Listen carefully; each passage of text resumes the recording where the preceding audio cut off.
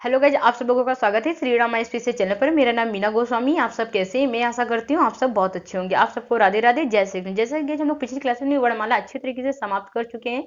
ठीक है, जो भी मेरे नए विद्यार्थी हैं, मैं उनसे यही चीज कहूँगी, आप वर्णमाला की क्लास जरूर देख लीजिए, जिससे जिससे आप लोगों को स्वर और व्यंजन बहुत सारी चीजों को आपको ज्ञान हो जाएगा, जिससे आप लोग हिंदी को अच्छी तरीके से लिख पाएंगे और समझ पाएंगे। ठीक है, तो आज का जो हम लोग का टॉपिक रहेगा वो वर्तनी का है। ठीक है, तो यहाँ पर हम लोग वर्तनी के बारे में जानेंगे। अब देखिए, यहाँ पर हम लोग वर्तनी के बारे में जानेंगे। वर्तनी, अब देखिए बहुत सारे विद्यार्थी ये सोच रहे होंगे कि वर्तनी, अब देखिए वर्तनी में जो भी वर्तनी या फिर इससे क्वेश्चन, एक दो क्वेश्चन आते ही आते एग्जाम में। तो और वर्तनी अगर आप अच्छे तरीके से पढ़ लेंगे तो आपको हिंदी लिखना अच्छे तरीके से आ जाएगा। वो जो छोटी छोटी जो गलतियां होती हैं, आज जिसकी वजह से हम लोग हिंदी नहीं लिख पाते हैं, तो वो चीज आप अच्छे तरीके से समझ पाएंगे। ठीक है, तो चलिए कि अब देखिए हम लोग वर्तनी पढ़ते हैं। अगर वर्तनी की अगर हम बात करें अंग्रेजी भाषा में, इसे हम किस नाम से जानते हैं? करेक्ट स्पेलिंग के नाम से जानते हैं। ठीक है, अब देखिए वर्तनी की अगर यहाँ पर वर्तनी किसे कहते हैं, तो देखिए बहुत सारे जो भी हिंदी भाषा के जो भी लेखन में होती है, तो जो भी हमारे विद्यार्थी होते हैं वो ज्यादातर गलतियां कर देते हैं। रीजन क्या होता है कि उनको मतलब मात्रा का वो सही ढंग से प्रयोग नहीं कर पाते हैं, जिसकी मतलब वजह से उन लोग से गलतियां हो जाती है। ठीक है, तो चलिए कि अब हम लोग स्टार्ट करते हैं इसके डिफिनीशन में। अब इसके डिफिनीशन क्या कहती है, मतलब परिभाषा है, जो इसकी परिभाषा क्या होती है। थोड़ा सा आप इसकी वर्तनी की परिभाषा लिख लीजिए। किसी शब्द को किसी शब्द को किसी शब्द को किसी भाव को बताने के लिए बताने के लिए बताने के लिए जितने वर्ण या अक्षर जिस जिस क्रम में प्रयोग होते हैं ठीक है, उन्हें उसी क्रम में लिखते हैं। उन्हें हम क्या करते हैं? उसी क्रम में लिखते हैं।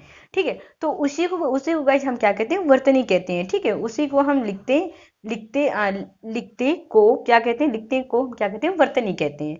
ठीक है, अब अगर गाइस हम यहाँ पास बात करें कि वर्तनी की अगर हम बात करें, आप पॉइंट बनाकर लिख लीजिए, या तो आप स्टार बना के आप यहाँ पास आप ऐसे भी करके लिख सकते हो कि देखिए अगर शायद अंग्रेजी भाषा में हम इसे किस नाम से जानते हैं? Correct spelling. अब देखिए आप लोग इसे इंग्लिश से मत लिखिए, क्योंकि हम हिंदी पढ़ रहे हैं और हिंदी में हमें अपनी देवनागरी लिपि का ही यूज करना है। अब देखिए अंग्रेजी भाषा में इसे हम correct correct spelling spelling spelling तथा और उर्दू भाषा में हिज्जे।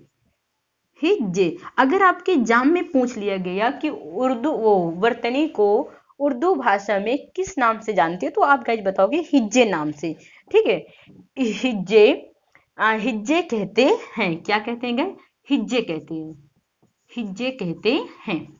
ठीक है, ये तो मतलब हो गई आपकी वर्तनी के बारे में। थोड़ा सा हम लोग जाने कि कैसे क्या वर्तनी होती है, अंग्रेजी भाषा में इसे किस नाम से जानते हैं और उर्दू भाषा में किस नाम से जानते हैं। ठीक है, तो अब गाइस हम लोग चलते हैं अपने यहाँ पर। अब देखिए यहाँ पर आप हेडिंग बना लीजिए, वर्तनी संबंधी कुछ महत्वपूर्ण जानकारियां। तो यहाँ पर गाइस आप लोग हेडिंग बनाइए कि वर्तनी संबंधी कुछ महत्वपूर्ण जानकारियां। अब देखिए वर्तनी को मतलब हम अच्छे तरीके से पढ़ लेंगे, जिससे मतलब जो छोटी छोटी जो गलतियां होती हैं हमसे वो गलतियां नहीं होगी। अब गाइस यहाँ पर अगर बात करें, यहाँ पर आप लोग हेडिंग बनाए यहाँ पर कि वर्तनी संबंधी कुछ महत्वपूर्ण जानकारियां। अब देखिए यहाँ पर दूसरा आप का बना के डालिए, यहाँ पर का बना के डालिए कि वर्णों को लिखावट में सावधानियां। अब देखिए कोई भी वर्ण जब हम लिखते हैं उनकी लिखावट में क्या सावधानियां। अगर हम बात करें यहाँ पर, अगर हम बात किए वर्णों की लिखावट में सावधानियां, क्या होता है यहाँ पर? अगर मैं एग्जाम्पल अगर लूँ थोड़ा से, खाना, विद्यार्थी क्या करते हैं? खाना को ऐसे लिखते हैं, जिसका मतलब कि ये गलत है। इसे खाना को हमें कैसे मतलब कि लिखना चाहिए? खाना। देखिए खाना को हमें कैसे लिखना चाहिए? खाना। ये हमारा खाना सही है, क्योंकि जो भी हमारा खा होता है वो ऐसे बनता है। आप किसी भी नोटबुक में देखिए, आप किसी भी मतलब बुक में देखिए, खा जो आपका बना होगा ये ऐसे बना होगा। तो ये जो मतलब हमारा जो खा होता है ये सही होता है। लेकिन यहाँ पर अगर हम इसका भाव देखें, रवाना, तो यहाँ पर रवाना मतलब क्या होता है? चले जाना। ठीक है, अब यहाँ पर जो हमारा जो इसका जो सेंस होता है, क्या मतलब होता है? रवाना। ठीक है। अगर इसी वो खा को अगर हम मिलाकर लिखते हैं खाना, तो यहाँ पास होता है भोजन करना, मतलब जो जो ना आपका भाव होता है भोजन करने से होता है। तो इसी सब बारीकियों को हमें ध्यान देना है। ठीक है। अब ये यहाँ पास आप डालिए खा का। देखिए खा की तो थोड़ी डिफिनेशन मतलब लिखिए। खा को लिखते समय, खा को लिखते समय ध्यान दें, खा को लिखते समय ध्यान दें कि खा को, देखिए खा को रा वा, रा वा, रा वा की तरह ना लिखें। खा को लिखते समय, खा को लिखते समय ध्यान दें कि खा को रा वा, ऐसे रा वा की तरह ना लिखे। जिससे मतलब क्या होता है कि मतलब कि अन्यथा शब्द का अर्थ बदल जाता है, अन्यथा शब्द का अर्थ बदल जाता है। अब देखिए गाइस, अब ये जो उदाहरण मैं दी हूँ उसके नीचे यहाँ पास आप इसका उदाहरण लिख लीजिए कि देखिए शब्द का अर्थ बदल जाता है, कैसे बदल जाता है। अब यहाँ पास आपको जो भाव यहाँ पास दिया है वो तो खाना से ही दिया है, लेकिन अगर अगर कोई विद्यार्थी अगर पढ़ेगा रवाना, तो इसको मतलब क्या पड़ेगा रवाना। ठीक है, रवाना मतलब चले जाना। अब ये जो आपका सेंस दे रहा है ये खाना से दे रहा है, मतलब भोजन करना। तो आपकी वर्तनी में ये क्या है, ये आपका शुद्ध है और ये आपका क्या होगा गलत। अगर आप खाना के भाव से देख रहे हैं तो ऐसे में ये आपका खाना ये सही है, ये क्या हो जाएगा गलत हो जाएगा। ठीक है, तो आप इसका उदाहरण यहाँ पास लिख लीजिए। अब देखिए यहाँ पास अगर हम बात करें सिरोरेखा की, तो बहुत सारे विद्यार्थी क्या होंगे सिरोरेखा के बारे में नहीं जानते होंगे। सिरोरेखा किसे कहते हैं। देखिए सिरोरेखा की अगर हम बात करें यहाँ पर, तो आप लोग इसे नोट डाउन कर लीजिए। अगर यहाँ पर हम सिरोरेखा की बात कर रहे हैं, आप दूसरी हेडिंग बना लीजिए कि सिरोरेखा की अगर हम बात करें यहाँ पर सिरोरेखा, जिससे मतलब आप लोग समझ जाएंगे तो आप लोगों को दिक्कत नहीं होगी। सिरोरेखा आप यहाँ पर खा की हेडिंग ऐसे बनाकर सिरो रेखा। अब देखिए सिरोरेखा किसे कहते हैं। सिरो रेखा की वो अगर हम सिरो रेखा की अगर हम बात करें यहाँ पास गए किसकी सिरो रेखा, तो सिरो रेखा किसे कहते हैं। देखिए सिरो रेखा अगर हम कोई शब्द ले लेते हैं, कोई हम क्या लेते हैं मोहिनी, हमने क्या लिया मोहिनी।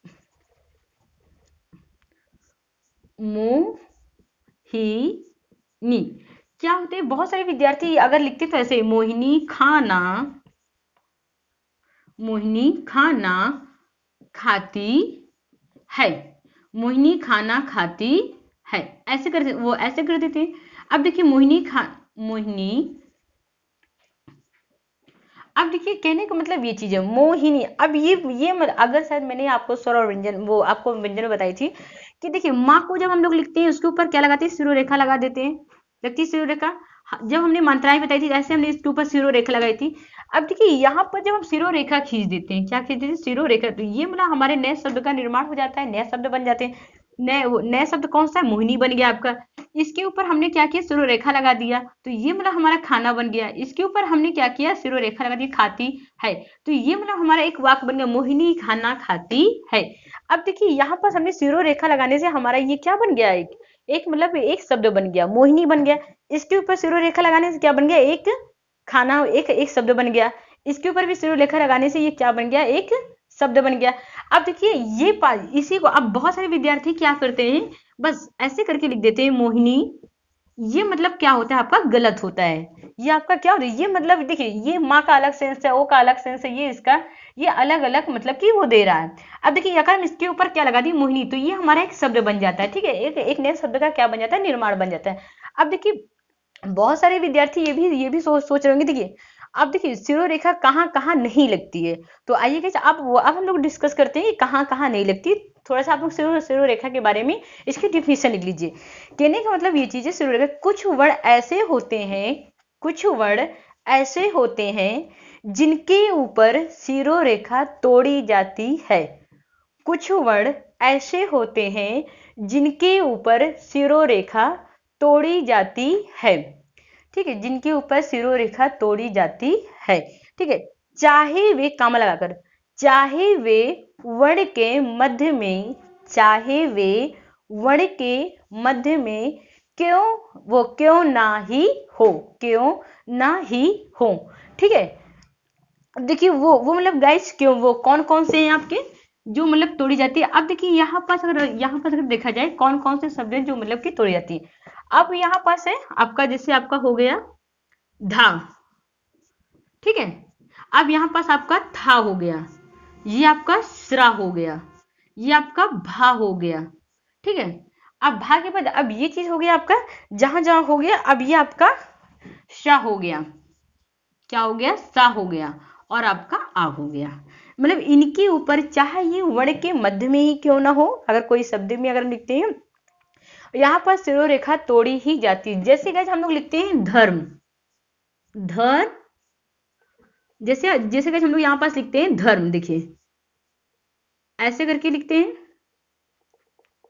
ये चीज, धर्म, ये ऐसे लिखते हैं। तो आप वो आप लोग किसी भी नोटबुक में देखिए, किसी में देखिए तो ऐसे ही लिखा होता है धर्म, ठीक है, जिसको जिसको हम लोग ध्यान नहीं देते हैं, ठीक है। श्रम, श्रम, ठीक है, ठीक है। एक मिनट गाइस, ये जैसे आपका दिया हुआ है